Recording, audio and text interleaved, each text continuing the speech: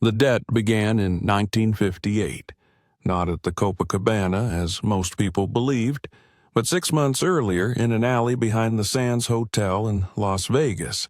Dean Martin had made a mistake. A woman he'd been casually seeing, a cocktail waitress named Linda Marino, turned out to be married. Her husband, Sal Marino, was a mid-level enforcer for the Chicago outfit who'd been serving time for assault. When Sal got out of prison in June 1958, he learned about Dean and Linda. Sal came to Las Vegas with 3 of his crew, and they were looking for Dean. Not to talk, to kill. The Chicago mob had put out word. This was a personal matter. Nobody was to interfere. Sam Giancana, who normally would have protected Dean, stayed silent. Frank Sinatra didn't know yet. Dean was on his own. Dean was in his dressing room at the Sands after his midnight show when his manager burst in. "Dean, Sal Marino is in the casino looking for you. He's got a gun. You need to leave. Now, through the back." Dean went pale. He'd known this was coming, but hoped it wouldn't. He grabbed his jacket and headed for the service exit. But when he opened the door, Sal and his crew were waiting in the alley. They'd anticipated the escape route. Sal raised a pistol.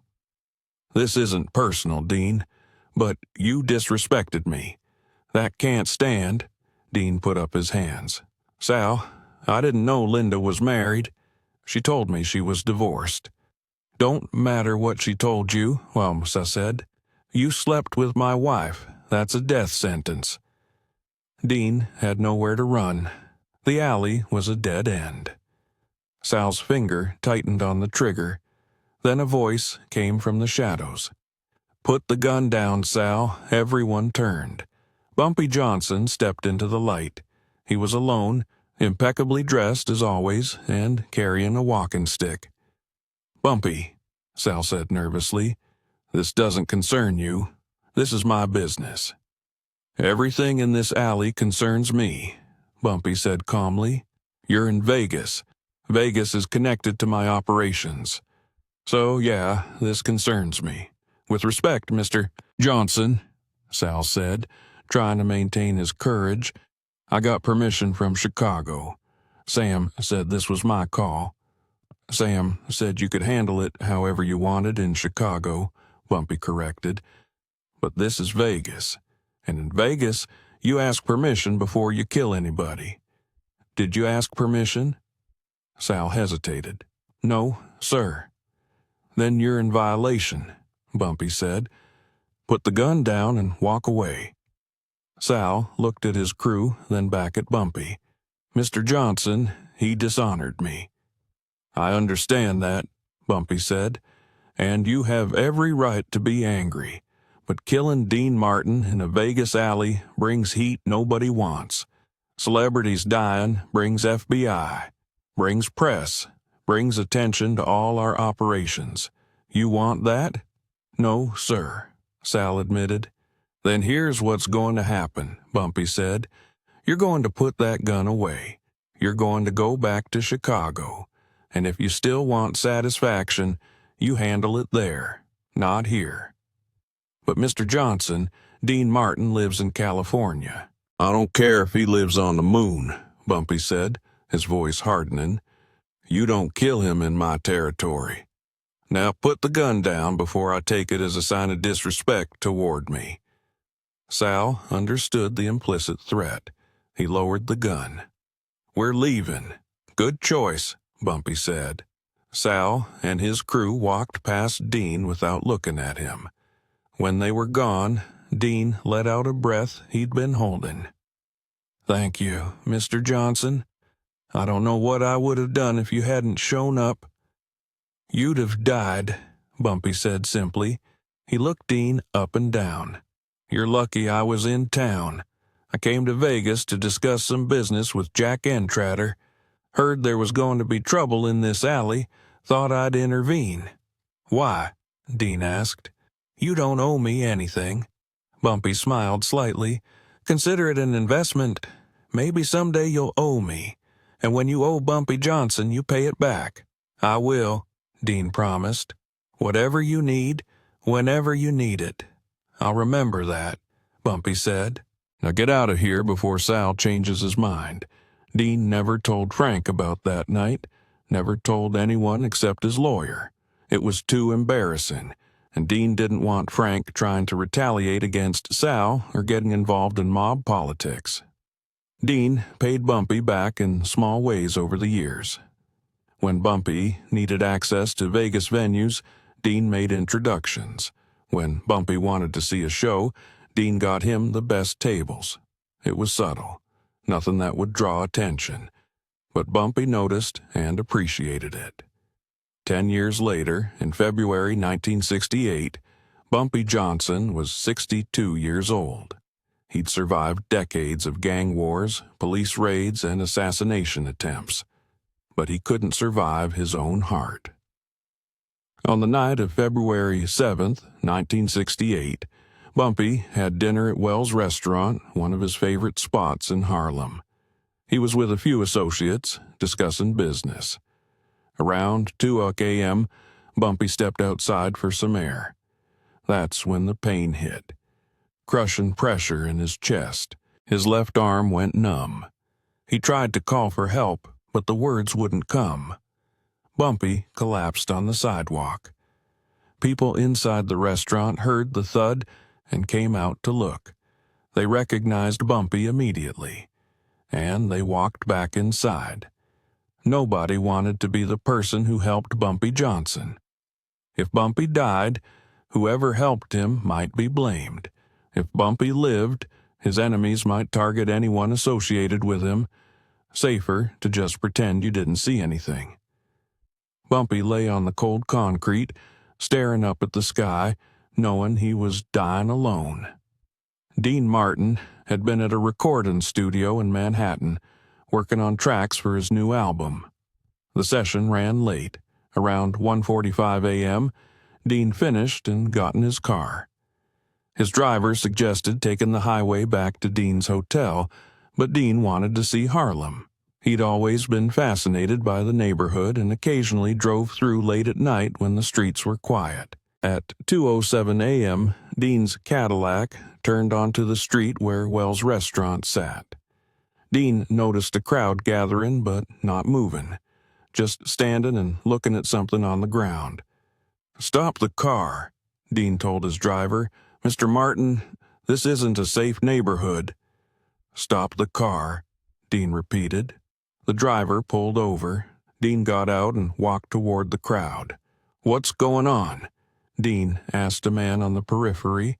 The man looked at Dean, shocked to see a famous white entertainer in Harlem at 2 a.m. "Somebody collapsed. Think it's a heart attack. Why isn't anyone helping?" The man looked uncomfortable. "It's complicated." Dean pushed through the crowd. When he saw who was on the ground, his blood ran cold. Bumpy Johnson, gasping for air, face pale, eyes unfocused. Dean didn't hesitate. He knelt beside Bumpy. "Somebody call an ambulance. Now." Nobody moved. Dean looked up at the crowd. "I said, call a goddamn ambulance." One woman finally ran inside the restaurant to use the phone. Dean turned his attention to Bumpy. "Mr. Johnson, can you hear me? It's Dean Martin." Bumpy's eyes focused slightly. He tried to speak but couldn't. "I've got you, old friend," Dean said. "You're going to be okay. We're getting you help." Dean loosened Bumpy's tie and collar, trying to make breathing easier. He checked Bumpy's pulse, weak and irregular. Dean had basic first aid training from his years in the Army. He knew this was bad. The crowd watched in stunned silence. Dean Martin, the king of cool, kneeling in the street of Harlem, holding Bumpy Johnson's hand, refusing to leave him alone. "Where's that ambulance?" Dean shouted. The woman came back. "They said 10 minutes. Too long," Dean muttered. He turned to his driver. "Get the car. We're taking him ourselves." "Mr. Martin," the driver protested, "that's Bumpy Johnson. You can't be seen. I don't give a damn who sees me," Dean snapped. "Get the car here now." The driver pulled the Cadillac up to the curb. Dean and two men from the crowd carefully lifted Bumpy and put him in the back seat. Dean climbed in with him, cradling Bumpy's head. "Harlem Hospital," Dean ordered. "Fast." The driver took off. In the back seat, Dean talked to Bumpy, trying to keep him conscious. "Stay with me, Bumpy. We're almost there. You're going to make it." Bumpy's lips moved. Dean leaned close. "What?" Bumpy whispered something. Dean had to put his ear right next to Bumpy's mouth to hear. "Why?" Bumpy breathed. "Why are you helping me?" "Because 10 years ago," Dean said, "you saved my life. And because nobody should die alone on a street corner." Bumpy's eyes filled with tears. A man who'd never shown weakness, who'd built an empire on being untouchable, crying in the back of Dean Martin's Cadillac. "Thank you," Bumpy whispered. Dean squeezed his hand. "Don't thank me yet. Just keep breathing." They reached Harlem Hospital at 2:23 a.m. Dean ran inside shouting for doctors. The staff was shocked to see Dean Martin, but they responded quickly. Bumpy was rushed into emergency surgery. Dean waited in the lobby. His driver kept saying they should leave, that being associated with Bumpy Johnson was dangerous for Dean's career. Dean ignored him. At 5:30 a.m., a doctor came out. Bumpy Johnson survived. He'd had a massive coronary, but they'd stabilized him. He'd need months of recovery, but he'd live. "Can I see him?" Dean asked. The doctor hesitated. "Mr. Martin, do you understand who that man is?" "I understand perfectly," Dean said. "Can I see him?" The doctor led Dean to Bumpy's room. Bumpy was connected to various machines, looking frail in a way Dean had never seen. Bumpy opened his eyes when Dean entered. "Dean!" Bumpy's voice was weak. "You stayed." "Of course I stayed," Dean said. Bumpy was quiet for a moment. "Nobody else would have done that. Helped me. Stayed with me. You know what I am. What I've done." "I know you saved my life 10 years ago," Dean said. "I know you're a man who deserves to be treated with dignity, same as anyone else." Bumpy closed his eyes. "The debt's paid, Dean. What you did tonight, carrying me to the hospital, risking your reputation, that's more than I ever did for you." Dean shook his head. "It's not about debts, it's about doing what's right." Bumpy smiled slightly. "You're a good man, Dean Martin. Better than most." Dean stayed with Bumpy until visiting hours ended. Then he went back to his hotel. The next day, the New York Post ran a small story. "Dean Martin saves Harlem crime boss." The article described Dean's actions with a mixture of confusion and admiration. Why would a famous entertainer risk his career to help a known criminal? Frank Sinatra called Dean immediately. "Dean, what were you thinking? Helping Bumpy Johnson? Do you know what kind of heat this brings?" "I was thinking," Dean said calmly, "that a man was dying and nobody would help him. So I did." "But Dean," Frank protested, "that's Bumpy Johnson. He's a mobster."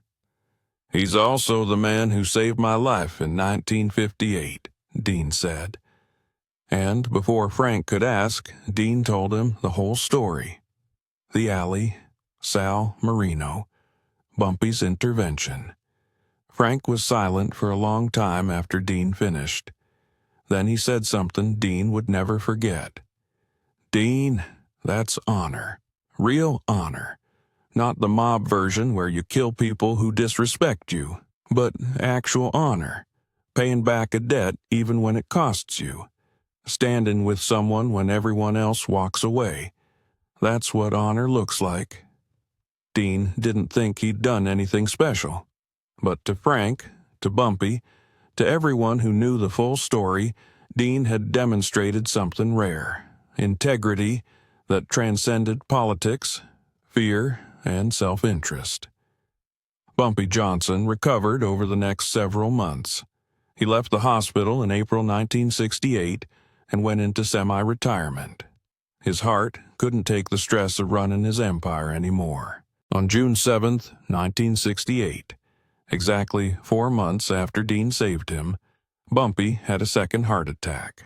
This time, there was no Dean Martin to carry him to the hospital. Bumpy died in his apartment surrounded by family. When Dean heard about Bumpy's death, he sent flowers to the funeral. He didn't attend in person. The press coverage would have been overwhelming. But he sent a card that said simply, "To a man of honor, rest in peace." Frank Sinatra asked Dean why he'd gone to such lengths for Bumpy, why he'd risked his reputation and career. Dean's answer was simple: "Because when I needed help, Bumpy didn't hesitate. He put himself at risk to save me. How could I do any less for him?" Frank understood then that Dean operated on a different moral plane than most people. Dean didn't care about politics or optics or career consequences. He cared about loyalty, about debts paid, about treating people with dignity regardless of who they were. Years later, in a 1985 interview, Frank was asked about the difference between himself and Dean Martin. Frank thought for a moment and said, "I'm loyal to my friends, but Dean's loyal to everyone who ever helped him. I'd go to war for the people I love. Dean would risk everything for a debt of honor. That's the difference. Dean's better than me. He's better than all of us." The story of Dean Martin and Bumpy Johnson is a reminder that honor isn't about grand gestures or public displays. It's about remembering who helped you when you needed it, about paying debts even when it's inconvenient, about recognizing humanity in people society has labeled monsters. Bumpy Johnson saved Dean Martin in an alley in 1958. Dean Martin saved Bumpy Johnson on a street corner in 1968. Two men from completely different worlds, bound by a code of honor that transcended everything else. That's the real Dean Martin legacy. Not cool, not detached, but deeply, profoundly honorable.